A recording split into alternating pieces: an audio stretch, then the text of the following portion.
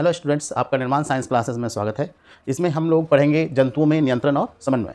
हमने पिछले वीडियो में पढ़ा था पादप हार्मोन्स के बारे में, और पादप में नियंत्रण और समन्वय के लिए हमने पढ़ा था। अब इसमें हम लोग जंतुओं में नियंत्रण और समन्वय देखेंगे। तो आखिर हम लोगों को कभी कभी ये सोचने पड़ते हैं कि किस तरह से हमारे शरीर में या किसी भी जंतुओं के शरीर में काम होता है। किसी भी चीज़ को करने के लिए हमारे अंदर एक नियंत्रण और समन्वय की क्रिया चलती है। जिस तरह से जो आप वीडियो देख रहे होंगे तो उसमें आप तुरंत किसी पे जो है स्किप करना चाहेंगे वीडियोस को, तो यह जो हमारे नियंत्रण और समन्वय के बेस पर ही होता है। यह भी हमारा जो है एक नियंत्रण और समन्वय का पार्ट है, जिसमें कि हमारा सोच हमारी हार्मोन्स और तंत्रिका तंत्र पर नियंत्रित हो जाता है। हम लोग अगर बात करें तो जंतुओं में नियंत्रण और समन्वय दो तरह से होते हैं, तंत्रिकीय नियंत्रण एवं समन्वय और रासायनिक नियंत्रण एवं समन्वय। तंत्रिकीय नियंत्रण एवं समन्वय तंत्रिकाओं के द्वारा होगा, और यह एक तंत्रिका का जाल हमारे शरीर या न्यूरॉन का बना होता है। तो यह जो है हमारा न्यूरॉन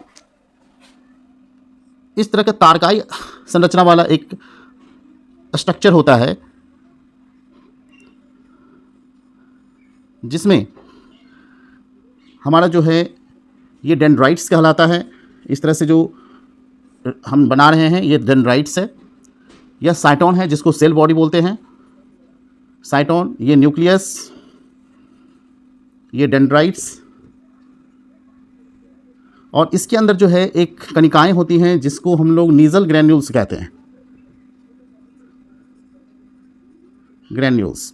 और ये एक्सॉन है, एक्सॉन टर्मिनल, और इसी पर जो है हम लोगों का माइलिनेटेड शीथ पाया जाता है जिसको माइलिन शीथ कहते हैं, और इस पर इसके ऊपर न्यूरोलेमा पाया जाता है। और इसमें एक श्वान कोशिका होती है जो माइलिन शीथ से ढका हुआ रहता है। यह है श्वान कोशिका, श्वान सेल। अब अगर इसी तरह की जो तंत्रिकाएं हमारे पूरे शरीर में बिछी हुई होती है, और अगर हम लोग देखें तो ये तंत्रिका जो होती है इसमें इसकी लंबाई 1 मीटर के लगभग होती है। हमारे शरीर में सबसे लंबी कोशिका अगर हम लोग बात करते हैं तो वो हमारा तंत्रिका कोशिका यानी न्यूरॉन होता है। अब यहाँ पर जो है इसी तरह की तंत्रिका कोशिकाएं अगर हम लोग देखें तो इसी तरह का जो है तंत्रिका कोशिका अगर हम लोग का एक जाल जब रहेगा तो इस तरह से जो है तंत्रिका कोशिका का जाल बनता है। ठीक है, तो यहाँ पर जो डेंड्राइट्स वगैरह सब जो निकलते हैं तो इसमें भी जो है गैप्स रहते हैं। तो इस जगह पर दो तंत्रिका न्यूरॉन या दो तंत्रिका उतक के कोशिकाओं के बीच की दूरी को हम लोग सिनेप्स कहते हैं, साइनेप्स।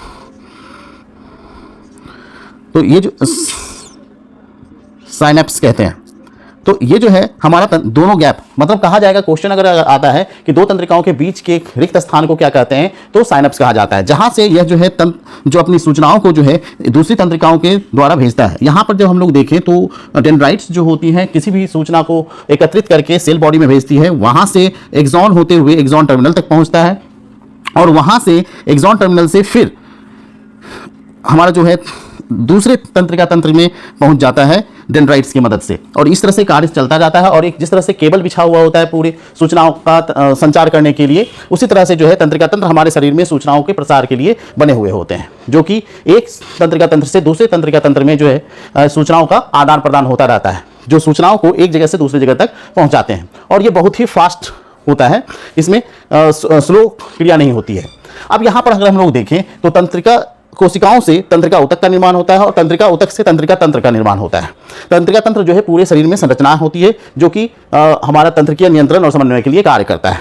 अधिकांश जंतुओं में जो है तंत्रिका तंत्र अलग अलग प्रकार की संवेदनाओं को नियंत्रित करती है, और इसमें दो तरह की संवेदना हो सकती है, आंतरिक संवेदना और बाह्य संवेदना। अगर हम लोग आंतरिक संवेदना की बात करें तो हमें भूख लगती है, प्यास लगती है, तृष्णा या रोग जो भी होती है, जो हम लोग अंदर से महसूस करते हैं, कोई दूसरा महसूस नहीं कर सकता है, उसे हम लोग आंतरिक संवेदना कहते हैं। और बाह्य संवेदना या उद्दीपन भौतिक, रासायनिक, यांत्रिक और विद्युतीय प्रभाव होते हैं, जिसे एक व्यक्ति महसूस कर सकता है, या उससे प्रभावित दूसरे भी व्यक्ति हो सकते हैं। तो यह हमारा बाह्य संवेदना होता है। जबकि रासायनिक नियंत्रण और समन्वय हार्मोन्स के द्वारा होता है। हम लोगों ने पढ़ा था हार्मोन्स जो है शारीरिक क्रियाओं के नियंत्रण और समन्वय में प्रयुक्त रसायन होते हैं, जो कि हार्मोन्स कहलाते हैं। यह हार्मोन्स अंतःस्रावी ग्रंथियों के द्वारा स्रावित होते हैं, और अंतःस्रावी ग्रंथियों में चूंकि नलिका विहीन होती है, किसी तरह की नलिका नहीं पाई जाती है, तो इससे जो स्रावित हार्मोन्स होते हैं वह सीधे ही रक्त में छोड़ दिए जाते हैं, और रक्त परिसंचरण तंत्र के द्वारा जो है यह हार्मोन जिस स्थान से बना है वहाँ से जहाँ लक्ष्य निर्धारित वाला अंग होगा वहाँ पर कार्य करेगा। इस तरह से जो है विशिष्ट, यह जो हार्मोन्स विशिष्ट कार्यों को ही संपादित करता है, जिसके कारण जो है इसे विशिष्ट कार्बनिक यौगिक कहते हैं, जो कि अल्प मात्रा में स्रावित होता है। कहा जाता है कि रासायनिक समन्वय नियंत्रण में हार्मोन्स का स्राव कितना होता है, तो ये कम मात्रा में स्रावित होता है, जो रक्त में रक्त में जाने के बाद जो है रक्त परिसंचरण तंत्र के द्वारा अंगों तक पहुंचता है। हार्मोन्स जो है प्रेरक का कार्य करता है, जो जब किसी अंतःस्रावी ग्रंथि से हार्मोन का स्राव होता है तो वह अपने लक्ष्य निर्धारित अंगों को ही टारगेट करता है। उसके आसपास बहुत सारे हो सकते हैं अंग, लेकिन उसे प्रभावित नहीं करेगा। ठीक, उसी प्रकार जिस प्रकार की जो कोई बच्चा अगर जिसका लक्ष्य निर्धारित है वो अपने फोकस पर काम करता है, आसपास के डायवर्जन पर ध्यान नहीं देता है और सीधे सीधे जो है अपना लक्ष्य निर्धारित करता है और उसे पूरा करता है और सफलता भी उसी ही मिलती है। उसी प्रकार जो है अंतःस्रावी ग्रंथि भी वैसे ही करते हैं। अंतःस्रावी ग्रंथि में नलिका विहीन होते तो ये रक्त में संचारित कर देता है और यह हार्मोन चूंकि हमारा जो है एक चैनल निर्माण क्लासेस बाय जयराज सर है, उस पर आप मैथ से संबंधित सारे क्वेश्चंस देख पाएंगे। आप जो है वहाँ पर 5 क्लास से 10th क्लास के क्वेश्चंस देखेंगे। और ये जो हमारा निर्माण साइंस क्लासेस का जो चैनल है, इस पर आप साइंस के से संबंधित जो है 6 to 10 आप साइंस का फिजिक्स, केमिस्ट्री और बायो से संबंधित सारे वीडियोज़ को देखेंगे। तो इस पर जो है आप सिर्फ साइंस के सवाल को पूछिएगा और आपका जो है निर्माण क्लासेस बाय जयराज सर, उस पर आप मैथ से संबंधित सवाल आप पूछ सकते हैं। अब हम लोग देखते हैं तंत्रिका कोशिका का या न्यूरॉन के बारे में। तंत्रिका कोशिका या न्यूरॉन के बारे में देखेंगे। तो हमने न्यूरॉन के बारे में एक फिगर बनाया है, तो उसके बेस पर ही आपको बताया जा रहा है। तो इसमें हमारे जो हमने बताया कि तंत्रिका कोशिका जो है या न्यूरॉन सबसे लंबी कोशिका होती है तंत्रिका हमारे शरीर में, और उसके कुछ पार्ट्स हैं जिसमें कि cyton, dendrites, axon terminal, node of Ranviers, ये सब आते हैं। हम एक एक करके सबके बारे में पढ़ते जाएंगे। तो साइटोन के बारे में देखते हैं। तो ये तारकाई संरचना होती है, जो तारा की संरचना वाली होती है, एक स्टार लाइक स्ट्रक्चर्स होते हैं। इसलिए इसको, चूंकि इसका जो मिलता जुलता जो आकार है वो तारे जैसी मिलती है, इसीलिए इसको तारकाई स्ट्रक्चर कहते हैं। ठीक ना, तारकाई संरचना कहते हैं। जो ये सेल बॉडी है, इससे जो लंबा पतला तंतु निकलता है, इसे एक्सॉन कहा जाता है। और इससे जो है एक जो ये हम बना रहे हैं, ये एक्सॉन टर्मिनल यानी साइनेप्टिक नॉब्स कहलाता है।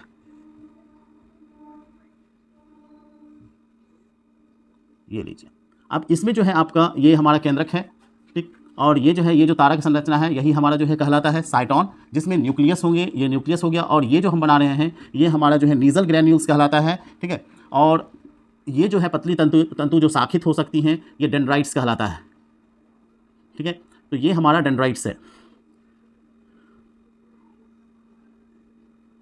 ये एक्सॉन है, इस पर जो है माइलिन शीथ होता है, और इसके माइलिन शीथ के ऊपर एक न्यूरिलेमा चढ़ा रहता है। ये हमारा न्यूरिलेमा है, न्यूरिलेमा। और ये जो है हमारा माइलिन शीथ है,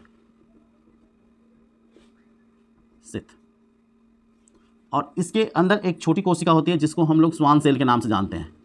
स्वान कोशिका इसको कहा जाता है। और इसी तरह की संरचना आगे भी मिलती है, इसके आगे भी मिल सकती हैं, जितनी लंबी रहेगी उसके हिसाब से। जिस जगह पर न्यूरिलेमा यानी जहाँ पर न्यूरिलेमा या माइलिन शीथ नहीं होता है, उसको हम लोग नोड ऑफ रैनवियर कहते हैं। नोड ऑफ रैनवियर, या इसको रैनवियर के नोड कहा जाता है। ये आपका जो है साइनेप्टिक नॉब्स है, साइनेप्टिक नॉब्स। इसी को सूत्र युग्मन गांठें भी कहते हैं हिंदी में। तो यहाँ से जो है यह हमारा जो डेंड्राइट्स है, ये सूचनाओं को ग्रहण करेगा, जो तंत्रिका तंत्र हैं संवेदी कोशिकाओं से या संवेदी अंगों से, जैसे नाक, कान, आँख, इन सब से संवेदना को ग्रहण करता है। और यह जो है हम लोगों को भेज देता है साइटोन में। साइटोन से सूचना जो है हमारा जो है यहाँ पर साइटोन में जो है यह विद्युत तरंग में या विद्युत आवेग में बदल जाता है। वहाँ से विद्युत आवेग के रूप में जो है यह एक्सॉन के होते हुए, ये एक्सॉन कहलाता है, ये हमारा जो है एक्सॉन है, एक्सॉन। तो ये एक्सॉन से होते हुए जो है यह सूचना आगे बढ़ती है और सूत्र युग्मन गांठें यानी साइनेप्टिक नॉब तक पहुंचती है। फिर ऐसे ही तंत्रिका कोशिका होगी आगे, जो उसको आगे पहुंचाता है। और उसके बीच के गैप को हमने बता दिया था कि साइनेप्स कहते हैं। ठीक ना, तो ये सभी आपको ध्यान रखने हैं। तो संवेग का प्रवाह जो तंत्रिका तंत्र में अगर 2 तंत्रिका हैं तो उनके बीच के जो रिक्त स्थान है उसे हम लोग साइनेप्स कहते हैं। तो साइनेप्स 2 तंत्रिका कोशिकाओं के बीच का रिक्त स्थान होता है, जहाँ या यहाँ एसिटाइल कोलिन नामक रासायनिक पदार्थ जो है स्रावित होता है, और यही एसिटाइल कोलिन नामक रासायनिक पदार्थ तंत्रिका आवेग को जो है एक्सॉन से दूसरे न्यूरॉन के डेंड्राइट्स में पहुंचाने का काम करता है। हमने देखा कि यहां से जो है विद्युत आवेग के रूप में पहुंचता है। विद्युत आवेग में पहुंचने के बाद यहाँ पर जो है रासायनिक अभिक्रिया होती है, जो कि यहाँ पर एसिटाइल कोलिन स्रावित होता है। यह एसिटाइल कोलिन इसके विद्युत आवेग को पुनः जो है रासायनिक पदार्थ में कन्वर्ट कर देता है, बदल देता है, और वह जो है डेंड्राइट्स फिर से उस सूचना को ग्रहण करता है और फिर उसे साइटोन में भेज देता है। फिर वहाँ से फिर वह विद्युत आवेग के रूप में आगे बढ़ता है। ठीक है, तो इस तरह से सूचना का प्रसार होता है शरीर में। मेडुलरी या माइलिन सिथ अगर देखें तो यहाँ पर जो हम लोग एक्सॉन देख रहे हैं, तो इस पर एक सफ़ेद चर्बी जैसी संरचना पाई जाती है, जिसको हम लोग बोलते हैं माइलिन सिथ, और या मेडुलरी इसको कहा जाता है। और मेडुलरी के ऊपर, माइलिन सिथ के ऊपर या मेडुलरी के ऊपर एक पतला सा झिल्ली पाया जाता है, जिसको न्यूरिलेमा कहा जाता है। और जहाँ पर जो हमारा माइलिन सिथ नहीं पाया जाता है, तो ये जो रिक्त स्थान दिख रहा है दो माइलिन सिथ के बीच में, तो उसको हम लोग नोड ऑफ रेनवियर कहते हैं, या रेनवियर के नोड कहा जाता है। ठीक है, और वहाँ से जो है माइलिन, और ये जो न्यूरिलेमा होता है, तो न्यूरिलेमा हमारा जो परत है वह माइलिन सिथ के ऊपर पाया जाता है। यह चपटी होती है, इसमें कोशिका द्रव तो होता है लेकिन कोई भी न्यूक्लियस नहीं पाया जाता है न्यूरिलेमा में। तो न्यूरिलेमा में कोई भी न्यूक्लियस नहीं पाया जाता है, तो फिर यह चपटी हो जाती है और लंबवत होती है, कोशिका में लंबवत बनी रहती है। इस दोनों के बीच, न्यूरिलेमा और माइलिन सिथ के बीच में एक छोटी सी कोशिका पाई जाती है, जिसको हम लोग श्वान कोशिका कहते हैं। और यहाँ पर से जो है और ये जो एक्सॉन है, एक्सॉन हमारा जो ये एक्सॉन है, ये लंबी नलिका के रूप में होती है और वह तंत्रिका तंतु बनाती है, और कई तंतुओं के मिलने से हमारा तंत्रिका का निर्माण होता है। जब ये कई तंतु मिल जाते हैं तो हमारा तंत्रिका बनता है। तो अब इससे संबंधित जो हम लोग ऑब्जेक्टिव्स देखेंगे कि कौन से ऑब्जेक्टिव क्वेश्चन जो है हमारे एग्जाम में आते हैं। अब हम लोग एमसीक्यू देखेंगे, वस्तुनिष्ठ प्रश्न, जो कि एग्जाम में इंपॉर्टेंट हैं, जो आए हुए क्वेश्चंस हैं, उसको हम लोग देखते हैं। तो दो न्यूरॉन के संपर्क बिंदु को क्या कहते हैं, मतलब दो न्यूरॉन के बीच की दूरी को क्या कहते हैं। तो हम लोग अभी जस्ट पढ़े कि उसे हम लोग साइनेप्स कहते हैं। ठीक है, आगे बढ़ते हैं। मानव शरीर की सबसे लंबी कोशिका क्या है? तो हमने बताया था कि मानव शरीर की सबसे लंबी कोशिका हमारा न्यूरॉन यानी तंत्रिका कोशिका होता है। दोनों एक ही नाम है, ठीक ना। कभी ऑप्शन आपको न्यूरॉन रहेगा तो कभी तंत्रिका कोशिका, तो इसमें कन्फ्यूजन नहीं होना है। अब सिनेप्टिक नॉब्स पाया जाता है, तो सिनेप्टिक नॉब्स जो है एक्सॉन का पार्ट है, और एक्सॉन जो है न्यूरॉन का पार्ट है। तो हमारा जो है ये न्यूरॉन में पाया जाता है, वृक्क में नहीं पाया जाएगा, मस्तिष्क में नहीं, अंडाशय में नहीं, और न्यूरॉन में पाया जाता है। तो ऑक्सिन है, ऑक्सिन क्या है? तो ऑक्सिन जो है पादप हार्मोन है। तो यहाँ पर जो है एक हार्मोन है, वसा एंजाइम कार्बोहाइड्रेट नहीं, तो एक हार्मोन है। ऑक्सिन क्या है? हार्मोन है। जो 5 हार्मोन हम लोगों ने पढ़ा था। तो पादप हार्मोन का उदाहरण कौन है? तो पादप हार्मोन का उदाहरण जो है हमारा यहाँ पर ऑक्सिन है। जो 5 हमारा जो है हार्मोन होते हैं, ऑक्सिन, जिबरेलिन, साइटोकाइनिन, एब्सिसिक अम्ल और हमारा एथिलीन। ठीक है, तो उसमें से ऑक्सिन हमारा जो है ऑप्शन आएगा। तो जिबरेलिन भी क्या है? तो हमारा एक हार्मोन है, जिबरेलिन हार्मोन है, ये वसा एंजाइम कार्बोहाइड्रेट नहीं है। पादप हार्मोन साइटोकाइनिन सहायक है। तो हम लोगों ने पढ़ा था साइटोकाइनिन जो है जीर्णता को रोकता है, यह वृद्धि में सहायक होता है। तो प्ररोह के अग्रभाग में पाया जाता है, खास करके जड़ और बीज के अग्रभाग में पाया जाएगा, बीज में पाया जाएगा। तो प्ररोह के अग्रभाग की लंबाई में वृद्धि के लिए होता है, तने की वृद्धि के लिए होता है, और पादप का प्रकाश की ओर मोड़ने के लिए होता है, और इनमें से सभी। तो हमारा आंसर हो जाएगा इनमें से सभी।